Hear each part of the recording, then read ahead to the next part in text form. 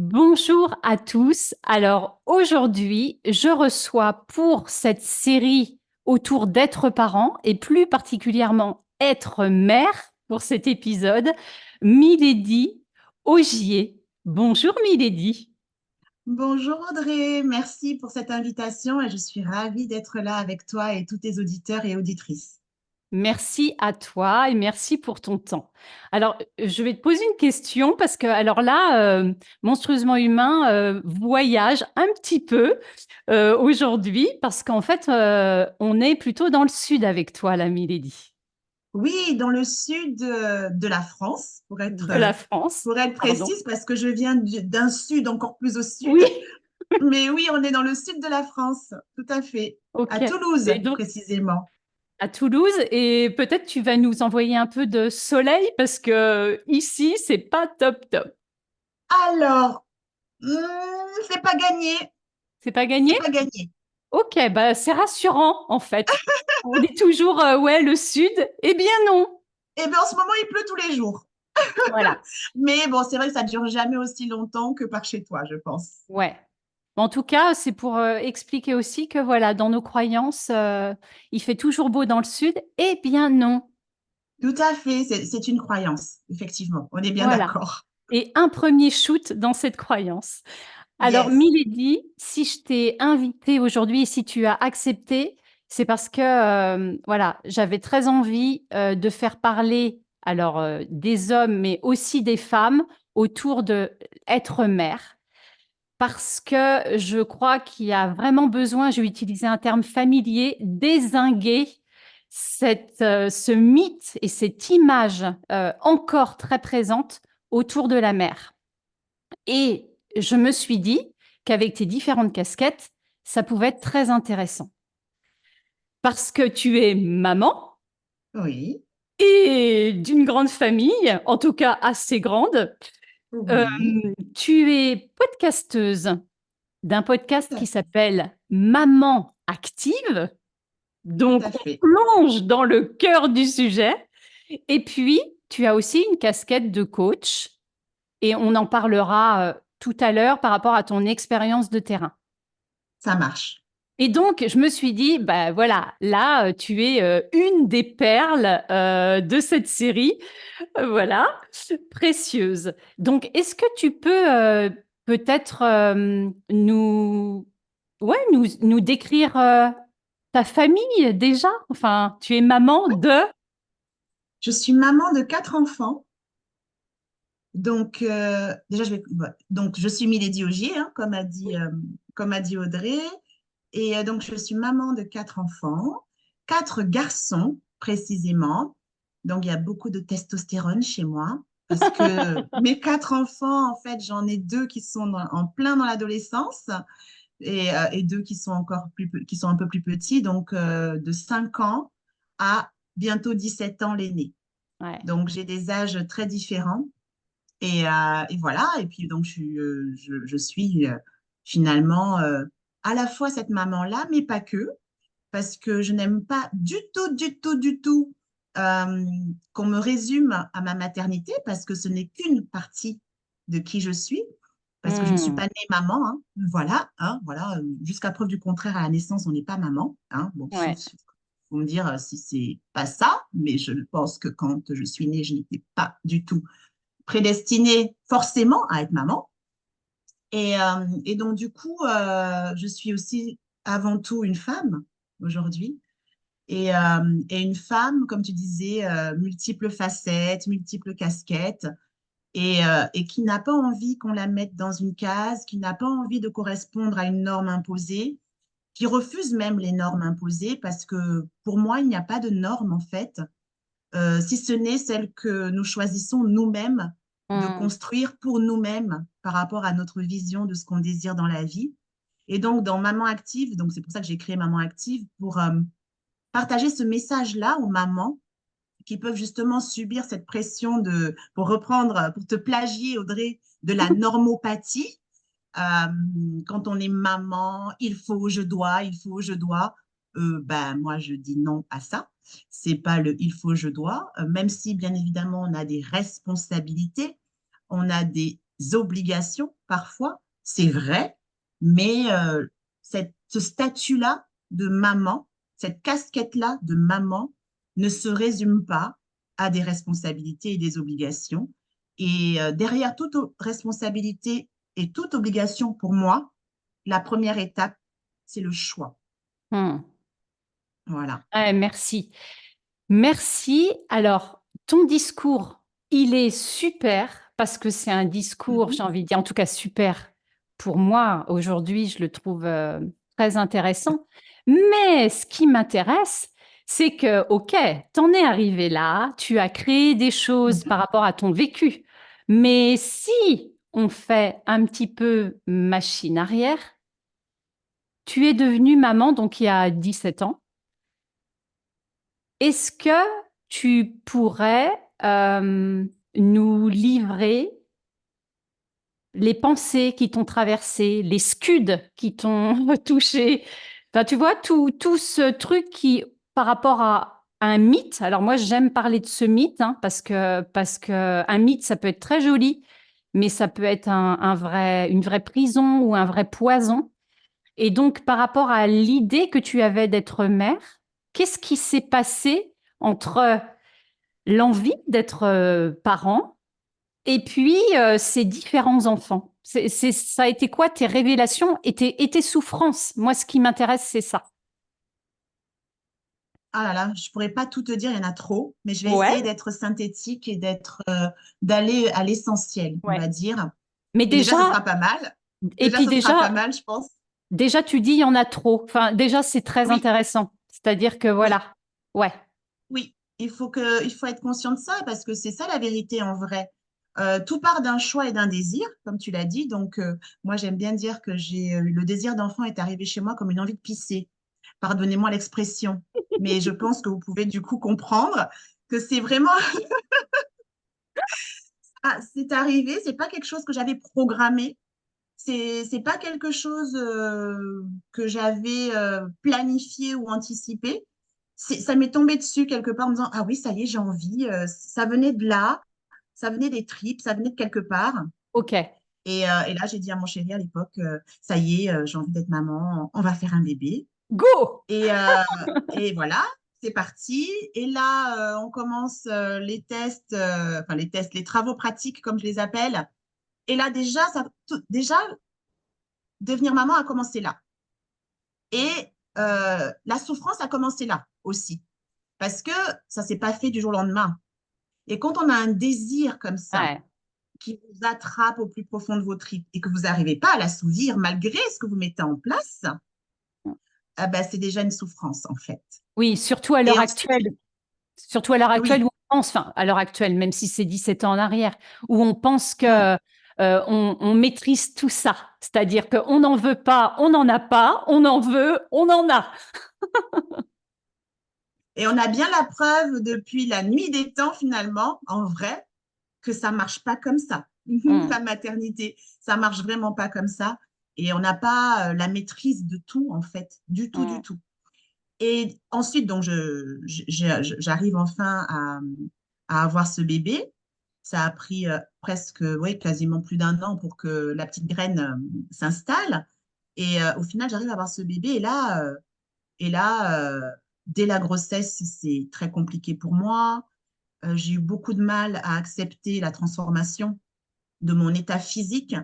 D'accord. J'ai eu beaucoup de mal à accepter déjà la perte de contrôle OK. parce que à l'époque, j'étais très dans le contrôle de tout, en fait.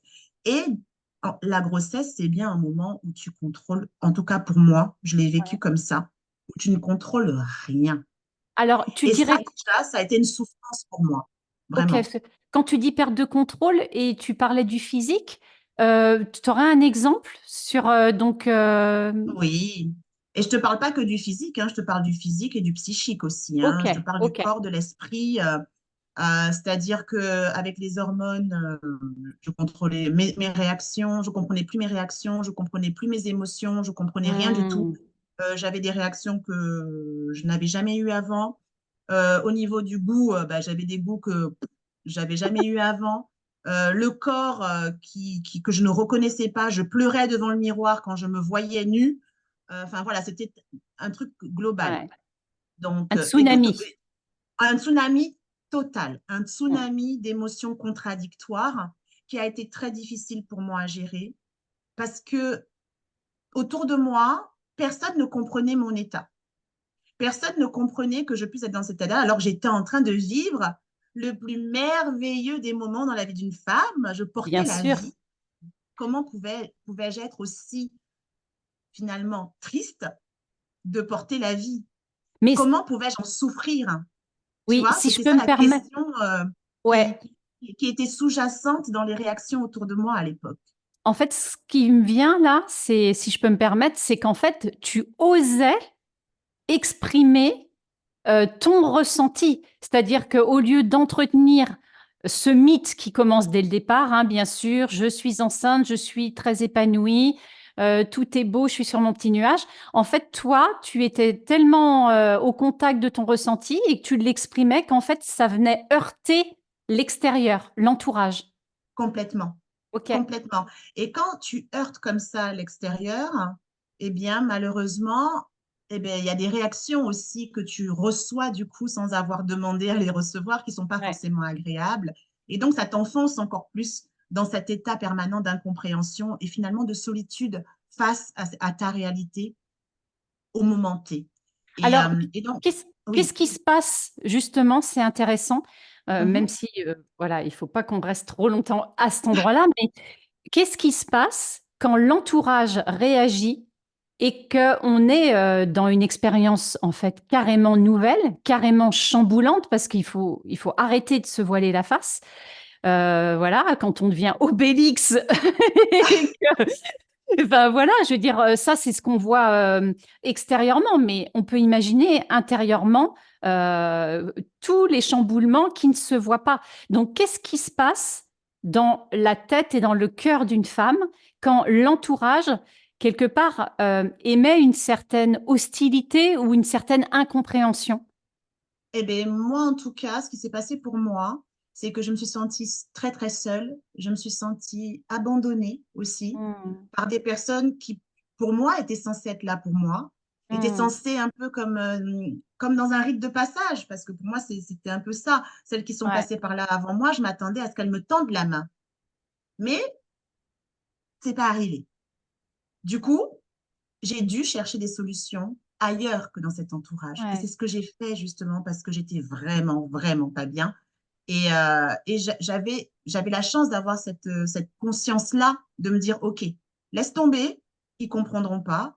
Tant qu'ils vivent pas quelque chose, ils n'arrivent pas à le comprendre, ils n'arrivent pas à te donner le soutien dont tu as besoin. Va chercher ce soutien dans une communauté qui comprend ce que tu vis et qui peut t'accompagner dans ce moment difficile. Et donc, j'ai trouvé une communauté de femmes merveilleuses via, merci la technologie, via Internet, qui elle aussi était enceinte au même moment que moi, avait une date prévue d'accouchement au même moment que moi. À l'époque, ben, j'ai accouché en octobre et donc on était les octobrettes. Et là, j'ai trouvé le soutien nécessaire. Là, j'ai pu Hmm. exprimer ma souffrance et avoir aussi des tips, des tuyaux, tout simplement me dire que j'étais pas anormale.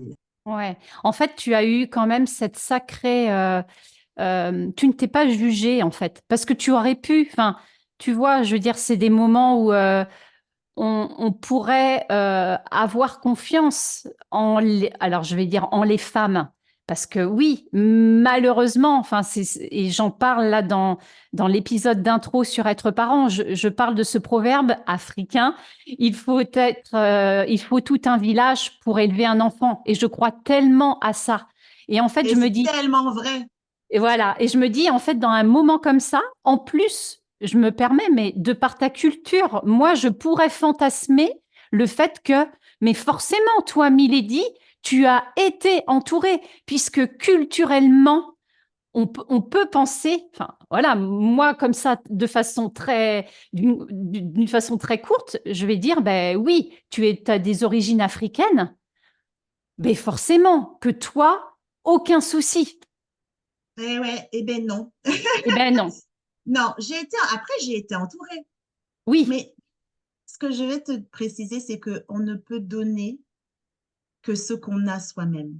Ouais, Et moi, je venais avec des questionnements que les femmes de ma vie, comme je les appelle, et que ouais. j'aime de tout mon cœur, donc mes mamans, avec un grand M, euh, ne s'étaient jamais posées et qu'elles ne comprenaient pas mes questionnements. Oui, On ça n'est allait de pas, soi. Ça allait de ça allait de soi. soi. Ouais, C'est vraiment cette idée-là.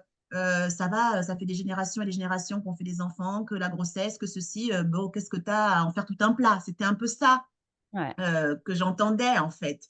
Et, euh, et ça ne me convenait pas parce que j'avais pas besoin de ça à ce moment-là.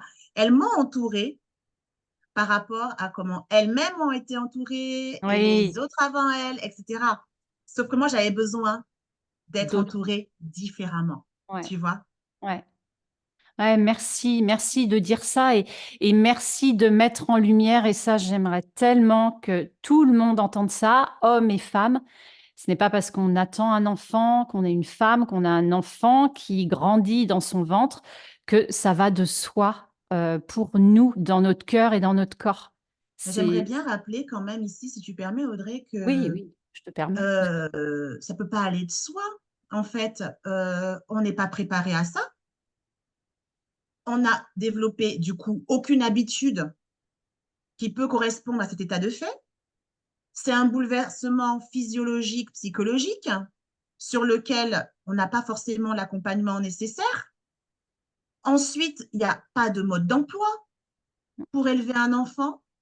On n'apprend pas ça à l'école, on n'apprend pas ça dans les bouquins non plus, parce que chaque enfant vient avec son énergie, chaque Carrément. enfant est différent, chaque situation, chaque grossesse est différente. Moi qui en ai eu 4, je te le confirme, chaque Mhm. grossesse, aucune de mes grossesses n'a été identique, aucune. À chaque fois, je suis allée de surprise en surprise, et chaque enfant est différent. Oui, Donc, ça ne peut pas aller de soi. Et nous-mêmes, on est différents à chaque grossesse. tout à Donc, fait, tout c'est à fait. un changement brutal et en même temps un changement permanent.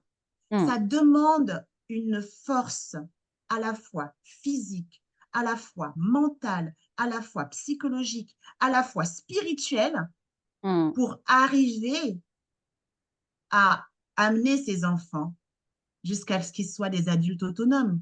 Et ça Mhm. demande une énergie, et ça demande une capacité, quand on parle de changement, ça demande une capacité d'adaptation perpétuelle. Donc oui, Ouais. c'est pas tout rose. Non, c'est loin d'être tout rose. Oui, c'est pas fluide tout le temps. Oui, c'est pas simple, mais c'est Mhm. possible. Ouais. Mais c'est là où, tu vois, je trouve que c'est très intéressant parce que dans ce mythe de la mère, il y a bien, et nous les premières, hein, en tant que femmes, il y a bien quand même ce truc de ça devrait aller de soi. Puisqu'on peut porter la vie, puisqu'on peut mettre au monde, on devrait avoir cette notice, tu vois, intégrée et voilà. Et on ne se pose pas Mm. de questions parce que c'est dans, oui, une fonction depuis la nuit des temps, mais, what? Mais, tout à Donc, fait. ok. Donc, première grossesse, chamboulement, et toi, plutôt que de, j'ai envie de dire, de te juger ou de te fustiger, tu trouves solution à l'extérieur, enfin à l'extérieur, en tout cas via Internet, Mhm. autour d'une communauté. C'est Qu'est-ce ça. qui, qu'est-ce qui va, qu'est-ce qui va être nouveau et aussi très confrontant par rapport aux autres grossesses? Par rapport à la première, tu veux dire? Oui, pardon, ouais, en Ouais. comparant avec la première. Le plus confrontant pour moi à chaque grossesse, ça a vraiment été cette sensation de devoir tout recommencer à zéro, en fait. Cette D'accord. sensation de ah ouais, mais pourtant j'en ai déjà eu un, pourquoi est-ce que c'est toujours aussi compliqué? Cette sensation de rebattre les cartes à chaque fois Ok. et Hmm. à chaque fois de devoir avoir, en fait, d'avoir cette pression-là de bien faire, d'avoir cette pression-là d'être la bonne mère, tu Hmm. vois? Et vraiment, ça a été très confrontant parce que moi, j'étais du coup totalement dans mes, comment on appelle, dans le jargon de coach, dans mes messages contraignants, les drivers en anglais, Ouais, j'étais ouais, vraiment qui sont en fait des fonctionnements inconscients qu'on a par rapport à notre histoire, notre héritage ouais, oui. et Sois notre vécu. forte, sois, Et moi, oui, c'était le soi forte et le soi parfaite. Et donc, je ne me donnais pas le droit à l'erreur, en fait, tu vois, ouais, Audrey. Et avec la pression sociétale, c'est pour ça que moi j'appelle ça le diktat sociétal, qui te mm, pointe en permanence du doigt pour tout et rien, c'est très difficile à vivre parce que tu as la sensation de n'en faire jamais assez. Tu as la sensation de n'être une jamais assez bonne mère. mm, Tu as la sensation d'être à côté de tes pompes en permanence. Et ça, c'est très confrontant. C'est très ouais, confrontant parce que tu passes ton temps à te déprécier, tu passes ton temps, du coup, à... Finalement, ça te décourage et tu te demandes, mais pourquoi, parfois même, tu te demandes, mais pourquoi j'ai fait ce choix de oui, faire des enfants, en fait? bien En suis-je sûr, vraiment capable? Tu vois? ouais, C'est ça le plus confrontant, de tout le temps se poser la question si on est capable de, si ouais. on est assez, si ce rôle-là, c'est pas le rôle de trop, tu vois. Mm. C'est vraiment ça le plus confrontant Et- et le plus difficile à vivre parce que au final, ça te fait perdre vraiment de l'estime pour toi-même, mm, déjà de ce côté-là, et même physiquement, c'est très confrontant parce que physiquement, ton corps, celles qui ont le corps qui est le même avant et après grossesse, ben, tant mieux pour elles. Je suis contente pour elles. Elles n'auront pas eu cette souffrance-là en plus. Mais ton corps n'est plus jamais le même, en fait. Tu as des douleurs que tu n'avais pas avant. Euh, Tu as la peau qui est moi, j'ai un ventre qui est dévasté. Et ça, j'ai eu beaucoup de mal à l'accepter ouais, aussi. ouais, Ne plus d'avoir un corps qui finalement est devenu un incubateur d'enfants pendant un certain temps, clairement, et d'avoir du mal à récupérer mon énergie physique aussi, parce que ouais, ben, tu manques de sommeil, voilà. mm. Et je suis désolée, le sommeil, la privation de sommeil reste une torture très utilisée dans certains pays encore. C'est une vraie torture C'est une de manquer torture, de sommeil. Il ouais. faut vraiment le garder en tête, ça. Et c'est nous, les mamans, dans 90 voire plus pour cent des cas, qui avons cette charge-là du Mm. manque de sommeil, en fait, Ouais. en vrai. Donc tout ça, humainement parlant, c'est énorme pour une seule personne. C'est énorme. Et moi, la question qui me vient, parce que forcément, peut-être des gens te l'ont posé ou se sont demandé, c'est OK, donc tu exprimes tout ça. Alors pourquoi avoir fait 4 enfants? Parce que j'avais décidé d'avoir une grande famille et que c'était un désir profond et une envie et un choix. Mais je OK, savais où j'allais du coup après le premier ouais, et, euh, et je savais que ça allait pas être facile. ouais, Je savais que ça allait me challenger, mais mon désir de construire une grande famille était plus important que les conséquences que ça allait avoir sur tout le reste. Quand OK. le désir est plus grand Hmm. que les Les désagréments, contraintes, ouais. tu y vas en fait, parce Hmm. que tu es convaincu intrinsèquement que tu vas y arriver. Mais ça ne veut pas dire que dans les faits, ça va être C'est facile. facile. Ouais, ouais, ouais. OK. Ouais, merci. Alors, justement, pour glisser vers tes choix pro, moi, j'aimerais bien qu'on parle, moi, je tiens beaucoup à parler du mythe de la mère Mhm. et alors, je vais oser, hein, je l'ai dit de toute façon dans mon épisode d'intro, cette image presque de Vierge Marie qu'on prête à la mère. Alors, Ouais. ça n'a rien de religieux ou anti-religieux, hein, je ne vais pas rentrer dans des débats comme ça. C'est L'un ou juste, l'autre, ça ne me dérange pas du tout, voilà, religieux ou pas religieux. Moi, ça me va très bien. Je vois très bien le mythe de la Vierge Marie. C'est même tu devenu vois, quelque chose de traditionnel au-delà de la religion, voilà. Il y a quelque chose de tellement idéalisé, de tellement fantasmé, de Mhm. tellement, j'aime ce mot, de hors sol, c'est-à-dire que qui n'est plus du tout enraciné dans le vivant et qui colle encore en 2024 enfin, qui colle à la peau des femmes et qui est Oui, engrammé dans les têtes des hommes et des femmes. Enfin, là, je tout fais à fait. Les pas de deux, oui, différence. de la Oui, société avec un grand S, en fait. C'est tout ça que j'appelle le diktat sociétal. Tu as très bien dit, qui est, et moi je vais te dire, qui est déshumanisé.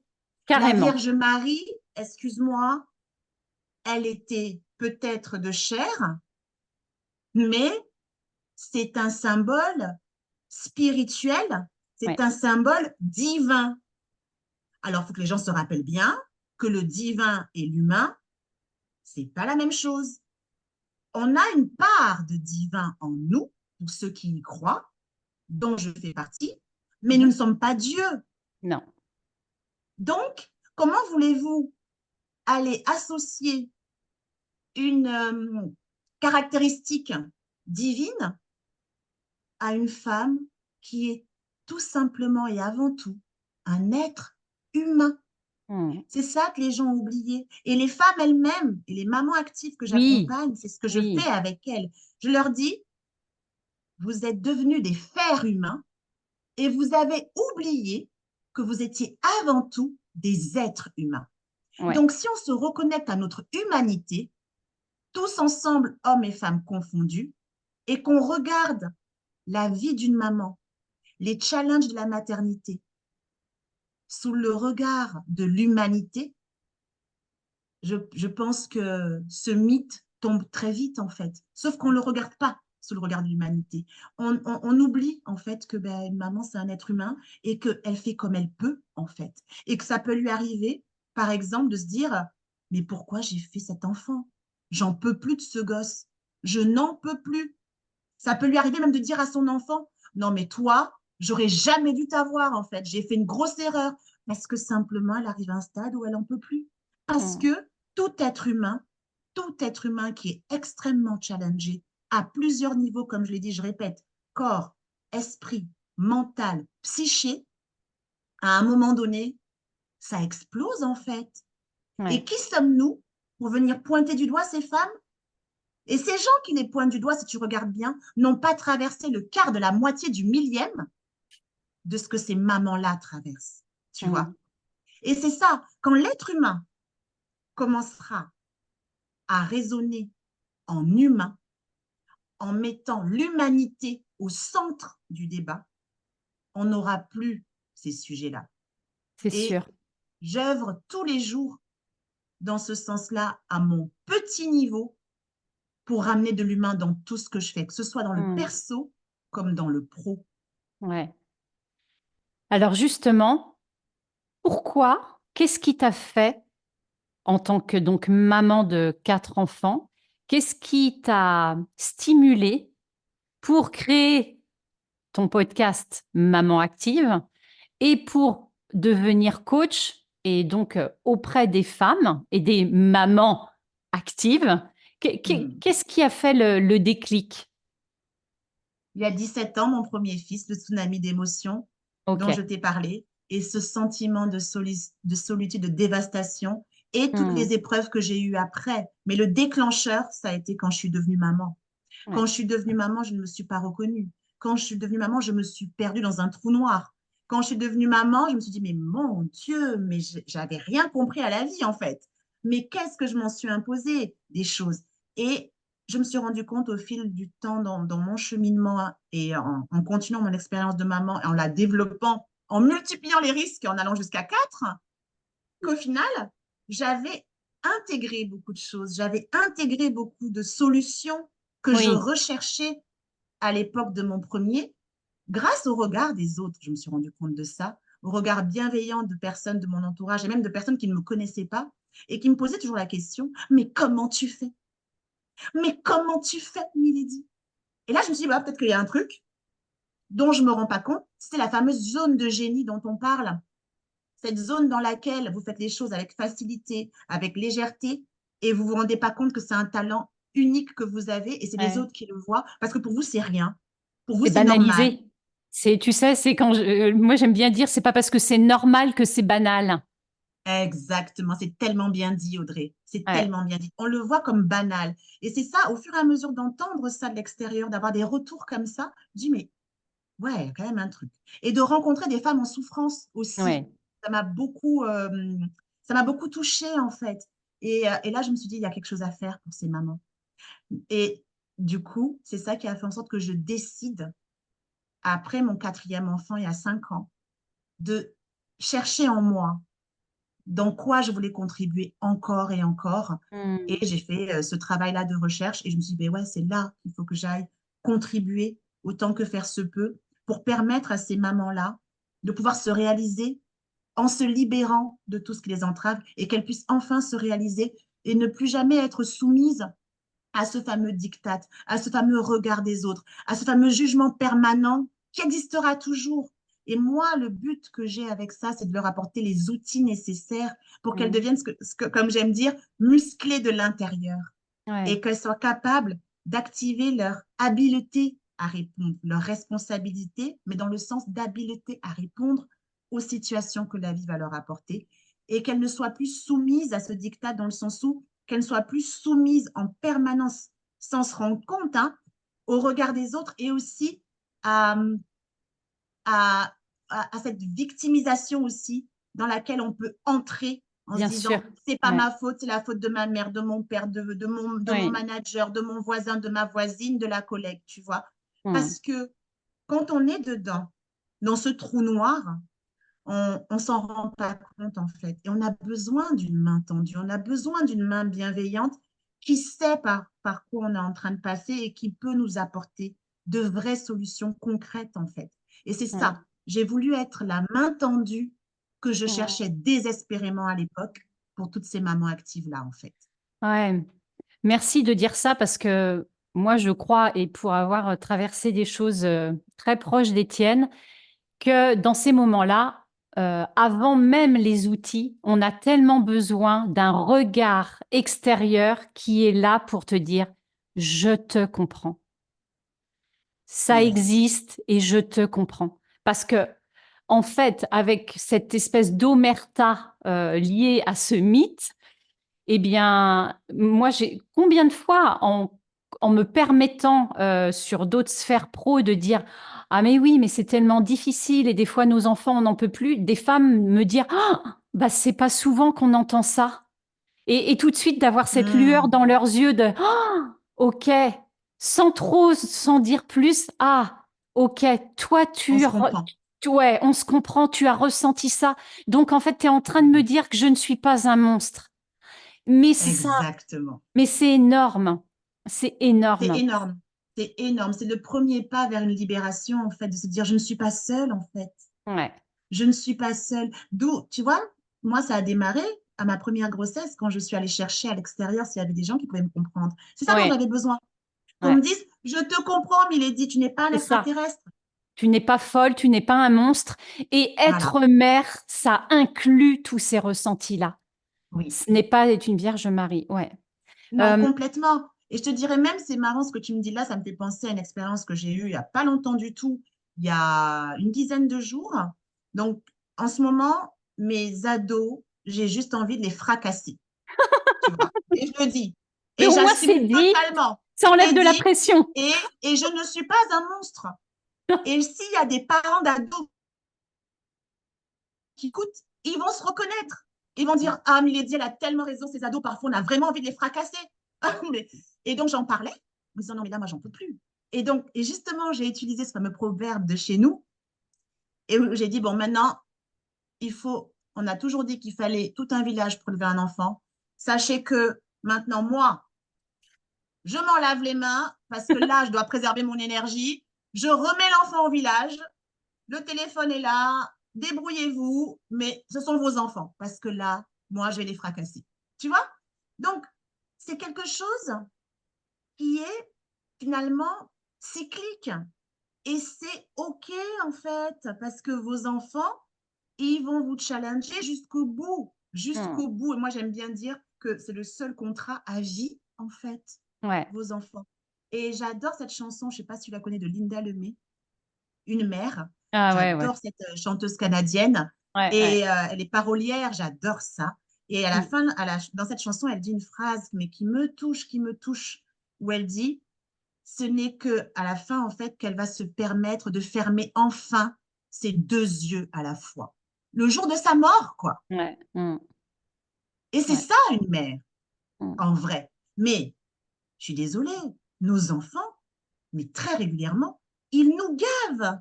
Et on a le droit de dire qu'ils nous gavent. Un enfant qui n'écoute pas les consignes, qui ne respecte pas les règles, qui te parle mal, qui fait des trucs en douce, qui se met en danger, qui respecte pas les limites que tu lui poses. Mais je suis désolée, en tant que mère, tu ne peux pas ne pas être gavé et ne pas avoir envie de le fracasser, sinon tu es un Mm. extraterrestre, en Et vrai. puis, et puis en même temps, c'est tellement aussi un message d'authenticité pour les enfants d'avoir un parent comme ça.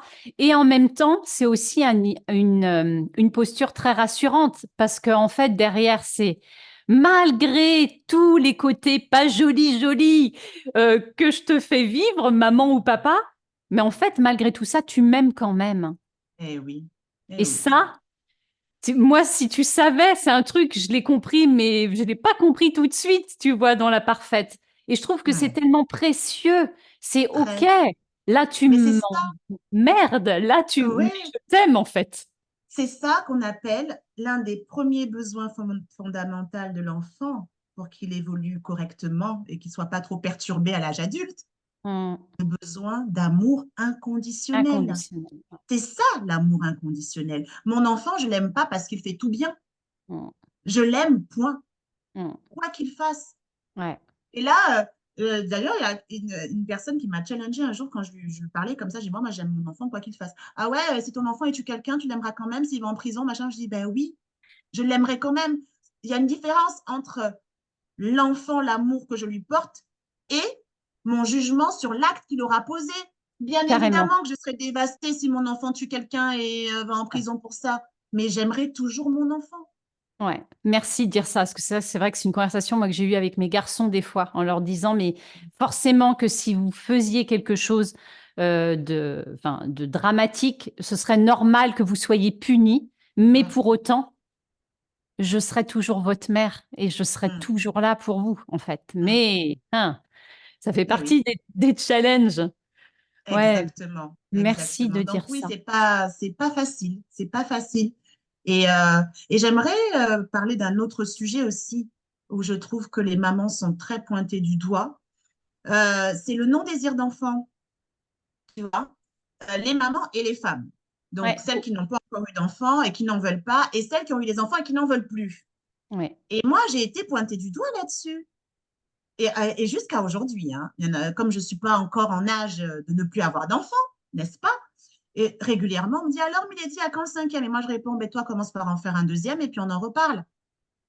ouais, parce qu'en fait, c'est très marrant. Il y a en fait, ce n'est pas lié à un désir de couple ou voilà, c'est lié à une biologie. C'est-à-dire que comme tu peux en faire, eh bien, fais des enfants.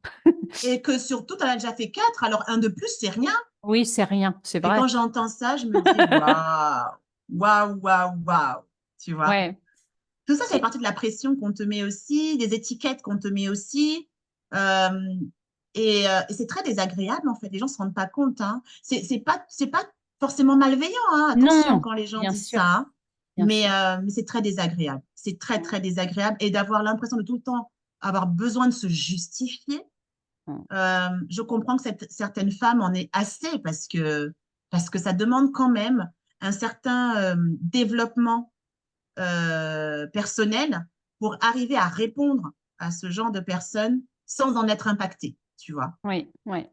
Et puis c'est vrai qu'aujourd'hui, des femmes qui osent dire je ne veux pas d'enfant ou nous ne voulons qu'un enfant, c'est en train de se développer parce que je pense enfin en tout cas de mon point de vue, il y a une conscience de plein de choses très très élevée et c'est très mal perçu encore par d'autres qui vont traiter d'égoïsme alors que on est bien d'accord, faire des enfants est un acte au départ qui est vraiment pour soi. Enfin, il est là. Enfin, en tout cas pour moi, l'égoïsme au départ, il est là. On fait un enfant. On le fait pour soi. On le fait en tant que mère et père. On le fait pas, voilà, pour se dire. Enfin, je sais pas. J'ai pas d'exemple en tête, mais c'est Je purement peux t'en donner un exemple. Le jour où le désir d'enfant arrive, moi je dis ça m'a pris comme une envie de pisser. Donc j'ai rien demandé à personne déjà. Donc effectivement, c'est totalement égoïste. Et puis on ne demande pas son avis à l'enfant déjà. On ne demande pas, on se dit pas quand on veut faire un enfant, je veux faire un enfant pour sauver la démographie de mon pays parce qu'on est en réarmé. tu vois? Enfin, on se dit pas ça. On ne dit pas, je vais faire un enfant pour qu'il devienne ci, pour sauver l'humanité. Non, C'est pas ça qu'on se dit. C'est pas altruiste à la base, c'est non, vrai. non. On fait un enfant parce qu'on est des mammifères, parce qu'on est aussi conditionné comme ça, et que quelque part, il y a ce côté de besoin de survie qui est là, inconscient, et c'est pour soi, c'est pour pérenniser sa lignée, c'est pour, voilà, à la base, comme tu dis, c'est purement pour soi, Non, vraiment, non. vraiment. Oui, donc aujourd'hui, c'est vrai que oui, il y a vraiment des discours où voilà, qu'est-ce que c'est égoïste de pas en faire. Oui, Et ouais, c'est très intéressant en fait de voir comment presque deux époques viennent se heurter et en même temps, ça vient pour moi souligner une vraie conscience, peut-être de plein de choses, hein, écologique, mais aussi une conscience de tout ce que comprend ce rôle et cette responsabilité. Et que peut-être aujourd'hui, on est à un stade où ça a tellement été un curseur de perfection d'être parent que peut-être que bah, ça fait reculer certains et ça peut se comprendre en fait. Enfin, oui, complètement, complètement. Et j'aimerais rajouter par rapport au non-désir d'enfant pour celles qui ont déjà des enfants. Moi, la première, mon désir d'enfant s'est arrêté avec le quatrième. Et là, j'ai annoncé à tout le monde que mon utérus avait pris sa retraite. Et que du coup, il fallait qu'il soit conscient qu'il n'y aura plus d'enfants, en tout cas de mon utérus, et que si ça m'arrivait, que je ne l'ai pas choisi, clairement, il faudra d'abord m'interner dans un hôpital psychiatrique, le temps que je me remette de la nouvelle et que j'ai un suivi adapté, parce que c'est à ce point-là. ouais, J'ai un non-désir d'enfant, et un non-désir d'enfant, ça doit se prendre très au sérieux. ouais.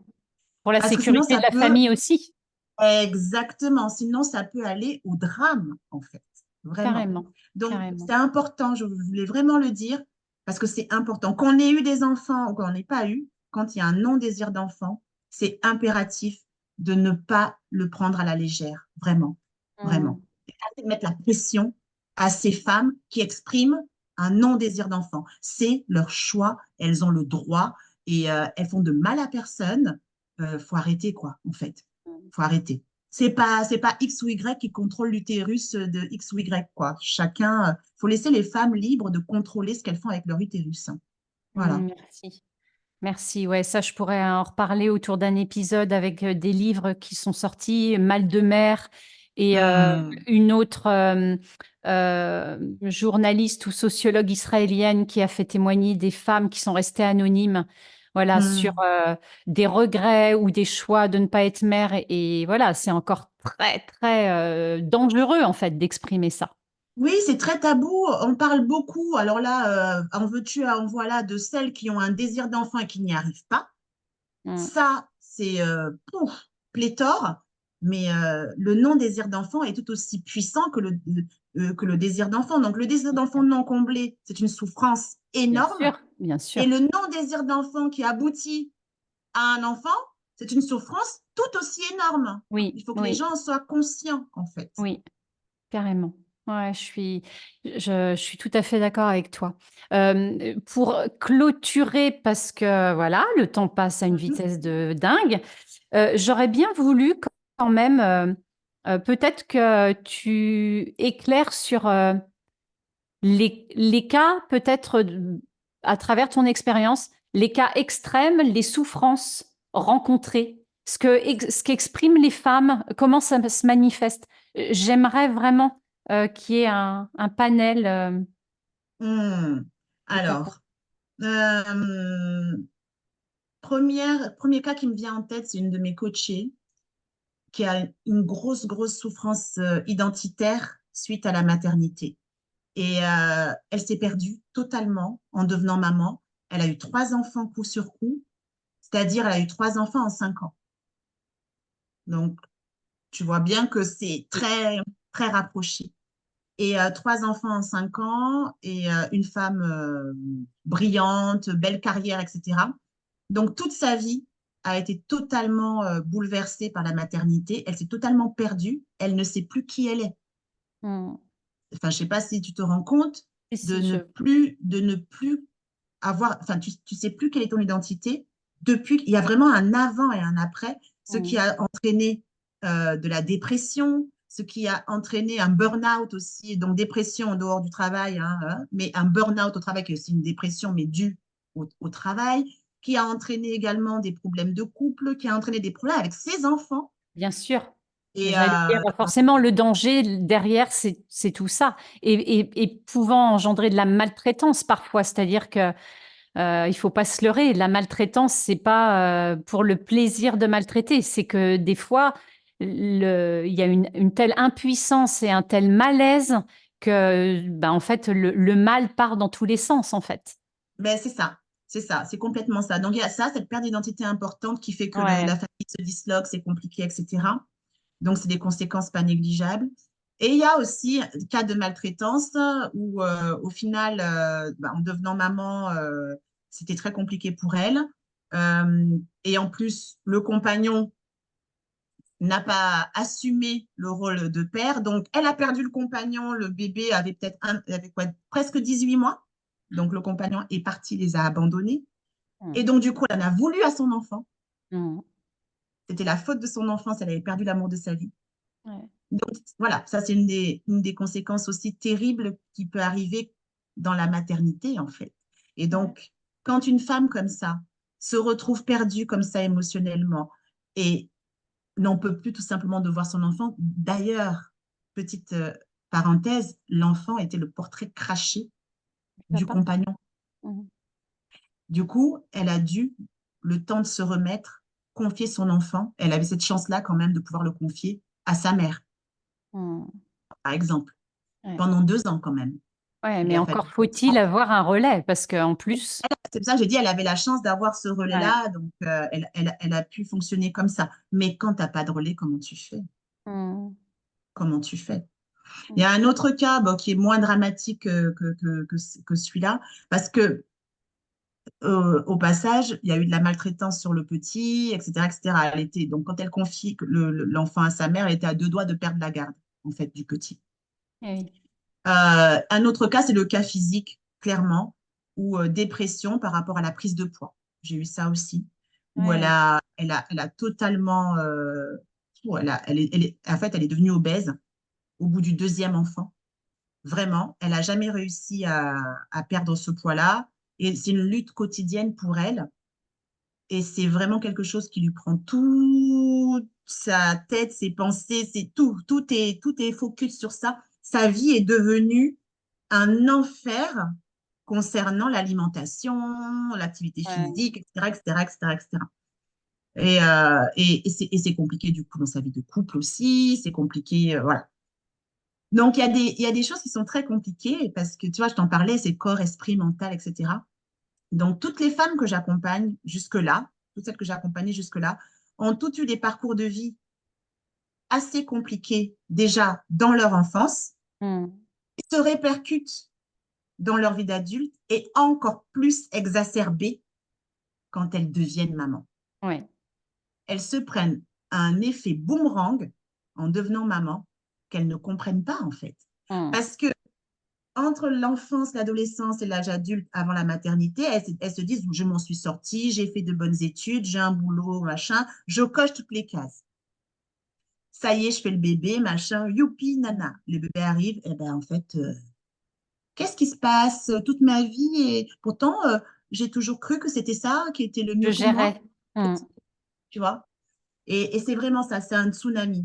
On reprend le mot du tsunami. C'est un vrai tsunami, la maternité mm. pour elle, la plupart. Après, je pense que, alors, on ne pourra pas partir dans ce débat-là maintenant, mais je pense qu'il y a tout un lien, en effet, avec l'histoire qu'on a eue et au moment où on fait un enfant qui est, on va dire, a priori, c'est le cours des choses. Et c'est ça que j'interroge aussi dans d'autres épisodes. est-ce que faire un enfant est forcément le cours des choses? Et donc, ça peut devenir comme banalisé. On fait un enfant. Et puis, en fait, parfois aussi, on le fait pour réparer des choses. C'est-à-dire qu'inconsciemment, eh ben, ces enfants-là, voilà, on se dit, ah bah, alors on se le dit pas directement comme ça, mais voilà, les blessures de ci, de ça, de l'enfance. Et en fait, au moment où l'enfant est là, ça fait un feu d'artifice ou une déflagration, si je le mets plutôt dans le côté négatif. Et voilà. Et en fait, ça a du bon parce que ça nous fait évoluer. Mais en Ouais, même temps, en attendant, c'est comment on va être pris en charge et comment ça va être communiqué à l'extérieur c'est en, ça, complètement, en étant complètement. emprisonné dans bah voilà, en fait, je vis ça et alors que je devrais être heureuse sur un nuage et ça le fait pas, en fait. Je ne vis pas ça. Ouais, ouais, complètement. Et le je devrais être sur un nuage, c'est une Ouais. croyance, hein. Ben C'est oui, vraiment une croyance. bien Et sûr. être maman vous amènera pas tout droit à la case bonheur, en fait. Non, c'est pas une En fait, ce que j'aurais envie de dire peut-être pour clôturer, on peut peut-être finir là-dessus, c'est en effet, faire un enfant, ce n'est pas une solution. Exactement, Ça vient pas exactement. remplir, en tout cas, tu sais, c'est un peu, enfin, je vais faire un lien, peut-être tout le monde va pas me suivre, mais tu sais, c'est un peu comme ceux qui te disent, oui, je vais tout lâcher, je vais partir à l'étranger, hop, enfin, tu sais, ça va tout révolutionner ma vie. Ben non, en fait, tu pars avec toi. Donc, C'est ça, c'est eh ben, exactement je ça. trouve faire un enfant, c'est un peu ça, c'est un voyage, mais tu restes avec toi. Enfin, Ouais, et forcément, ça va venir au contraire, peut-être justement mettre en lumière des grosses zones que tu n'as pas délicates. regardé jusqu'à maintenant. Ouais, Et c'est dans cette, c'est très beau ce que tu viens de dire, parce que c'est vraiment dans ce sens-là que j'invite tes auditeurs et auditrices à regarder cette parentalité, cette maternité. Donc, on revient sur l'humain, hein, vraiment, ouais, j'insiste. Avant d'être parent, avant d'être mère, tu es d'abord toi, un être humain à part entière. Qu'est-ce que cet être humain-là a besoin pour se connecter à lui-même d'abord, pour ensuite partager, que c'est ce ça. soit avec un conjoint, ou Ouais. voilà, que ce soit avec un enfant, ou deux, Mm. trois, quatre, cinq, six, c'est comme vous voulez, c'est votre choix. Mais avant, s'il y a des personnes qui nous écoutent, qui n'ont pas encore, qui ont des projets, mais qui n'ont pas encore mis en place vraiment une vision sur ces projets-là, une simple question à vous poser. Qui je suis Mm. aujourd'hui par rapport à ce projet que je veux mettre en Ouais. place?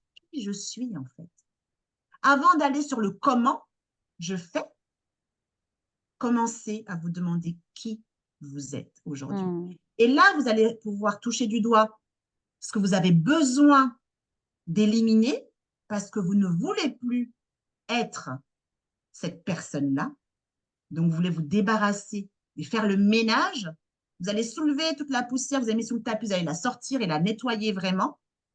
Et une fois que vous avez fait ça, là, vous allez libérer de l'espace pour accueillir ce Mm. qui compte vraiment pour vous. Et vous y verrez clair. Et vous allez arrêter de fonctionner en mode sous influence de ce qu'on a pu m'ancrer dans la tête depuis des années et des années, de ce que la société pense de moi ou dit de moi, que de ce que je devrais ou pas faire. Et du coup, faire des choix éclairés pour vous et j'ai envie de dire pour l'humanité en fait. Ouais. Amen, Milady. Amen. Merci, merci. Oui, c'est vraiment connais-toi et apprends le goût de toi. Enfin, moi, Ouais, j'aime dire ça, le goût de soi. j'adore. Et Ouais, voilà, hein, et quand je dis ça, enfin voilà, je connais ça et j'ai tellement expérimenté d'être tellement loin de soi et de correspondre.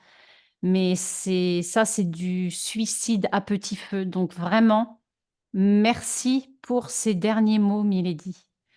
Donc en tous merci à les toi. cas, Sous cet épisode, il y aura les liens vers le podcast de Milady, Maman Active. Il y aura les liens vers prise de rendez-vous si vous souhaitez contacter Milady à travers ses coachings. Merci, merci, chère belle dame. Merci Audrey, ce fut un plaisir. Plaisir partagé. À très bientôt. À bientôt.